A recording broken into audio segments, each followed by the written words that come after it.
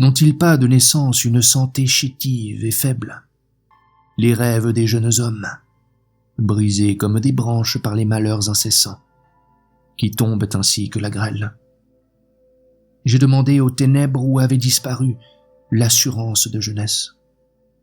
Elles m'ont répondu, les vents obliques l'ont chassée, la dispersant en tous sens. Et lorsque j'ai demandé au vent où donc ils l'avaient emportée, ils répliquèrent, le torrent du destin l'a engloutie à tout jamais, et les flots noirs du malheur. Elle est devenue poussière, fumée, néant, tel le grain, broyé dessous la meule, envolé sur le rivage de fièvre, proie des flots noirs, où la vague affreuse crie.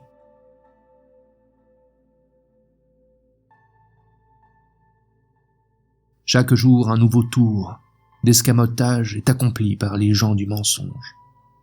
Moyen commode d'offrir à la canaille l'avantage sur les honnêtes gens.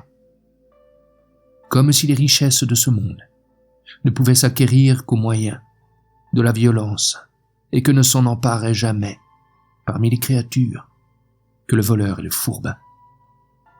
Depuis l'aube des temps, c'est le plus mauvais des hommes qui toujours prend sous son autorité la masse de ses semblables, et les rares exceptions qui vont dans le sens du bien ne changent guère à cela.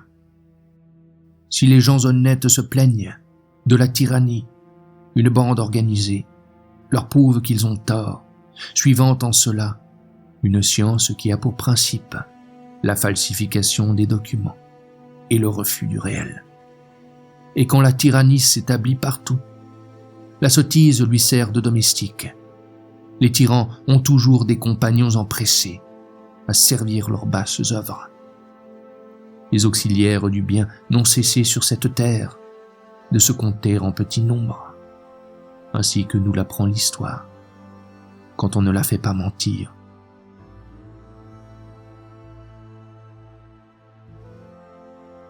Lève-toi soleil, que les nuits te servent de rançon.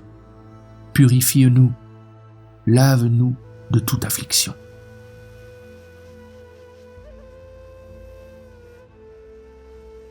Le poète est ainsi à l'heure où jaillit le poème.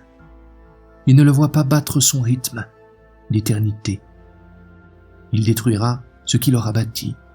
Il éparpillera les pierres de son édifice, puis les enfouira sous la cendre du silence et du repos.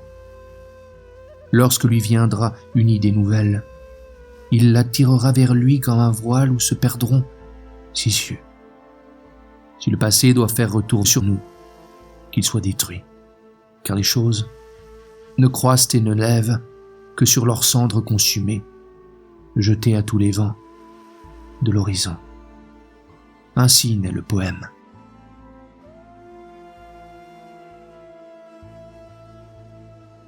Dans le cimetière du temps, combien de cordes vibrantes, sur tant d'instruments défunts, ont-elles gardé leur force première, la beauté de leur timbre, lavées de la poussière d'oubli, par les eaux du souvenir, impatientes de les délivrer des cendres, déposées par le temps.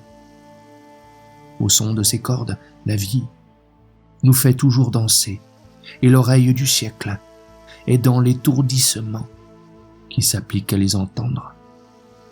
Elles ont échappé à l'étreinte du néant et leur écho, quand elles résonnent, bien que venant de loin, n'a cessé d'être cette musique la plus proche.